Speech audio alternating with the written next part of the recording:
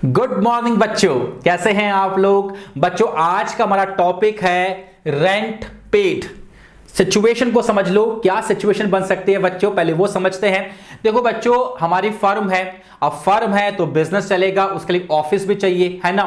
तो मान लीजिए एक पार्टनर कहता है कि भाई मेरा खुद का ऑफिस है ना, खाली पड़ा हुआ है, तो एक काम करते हैं, जो भी फर्म का बिजनेस है ना, उसे हम मेरे ऑफिस पे चला सकते हैं।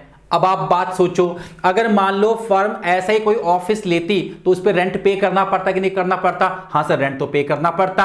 अगर रेंट पे करना पड़ता बच्चों, तो उस केस में हमें इस पार्टनर को भी रेंट पे करना पड़ेगा।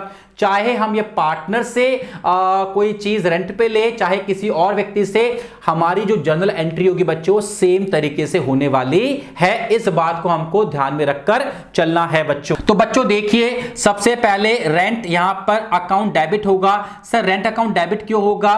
क्योंकि रेंट तो पे करना पड़ेगा, तो हमारे लिए एक्सपेंस हुआ कि नहीं हुआ? हाँ सर, एक्सपेंस तो हुआ। मान लीजिए ये ऑफिस जो इसने 5000 पर मंथ के हिसाब से हमको दे रखा है। अब 5000 पर मंथ का रेंट है इसका, तो 60,000 रुपीज का बेटा साल भर का जो है आपका इंटरेस्ट बनेगा कि नहीं बनेगा? जी सर बनेगा। अब जो रेंट बना, अगर आपने पे कर दिया, ले भाई पैसा पकड़, कोई बात नहीं, तेरा अमाउंट क्लियर, तो यहां पर हमारे पास से बैंक अकाउंट में पैसा कम होगा कि नहीं होगा? सर बिल्कुल कम होगा। तो बैंक अकाउंट जो बच्चों यहां पर वो 60,000 कम हो जाएगा। लेकिन मान लो बच्चों हमने पे नहीं किया, बाकी है, अगले साल देंगे, तो क्या एंट्री हो जाएगी बच्चों यहां पे? रेंट अकाउंट तो डेबिट होगा ही होगा बच्चों यहां पर। हाँ जी सर बिल्कुल होगा, क्योंकि एक्सपेंस है। लेकिन रेंट पे नहीं किया तो टू बैंक तो नहीं होगा, तो यहां पर एंट्री क्या होगी? Rent payable. पेबल मतलब पे करना है बाकी, इसका मतलब ये हुआ। तो ये 60,000 से बच्चों यहां पर अमाउंट हो जाएगा बच्चों। सर क्या ऐसा हो सकता है कि कुछ पे किया कुछ नहीं किया? बिल्कुल हो सकता है, क्यों नहीं हो सकता। मान लो जो है 45,000 पे कर दिए, 15 नहीं पे किए, तो 45,000 से एंट्री पास हो जाएगी। Rent account debit to bank 45,000 मैं यहां पे आप लोगों के लिए कर देता हूं। हालांकि अब आपको समझ में आ चुका है अच्छे से, ये है ना। इसको यहां पे मैं एंट्री पास कर देता हूं। 45,000 तो पे कर दिए, तो 45,000 से rent account debit to bank की एंट्री जाएगी, और जो बाकी रह गए 15,000 उससे एंट्री पास हो जाएगी rent account debit to rent payable. That's it, दोनों एंट्री पास हो जाएगी। सर फिर इसके बाद में फिर क्या? एक्सपेंस, इनकम, लॉस और प्रॉफिट कहां जाते हैं? प्रॉफिट एंड लॉस अकाउंट में जाते हैं, राइट। तो यहां पर जो रेंट को भी हम क्या करेंगे?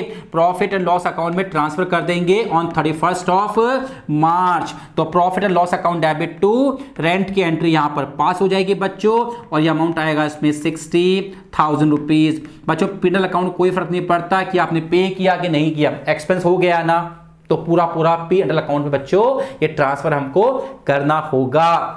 बच्चों जो रेंट है वो एक तरीके का चार्ज है बच्चों। ये चार्ज और अप्रोप्रिएशन का जो कॉन्सेप्ट है वो मैं आपको आगे भी सिखाऊंगा बच्चों। लेकिन अभी एक बात समझ लो, जो चार्ज होता है वो पी एंड एल अकाउंट में आता है, और जो अप्रोप्रिएशन होता है बच्चों वो P and L appropriation account में आता है बच्चों।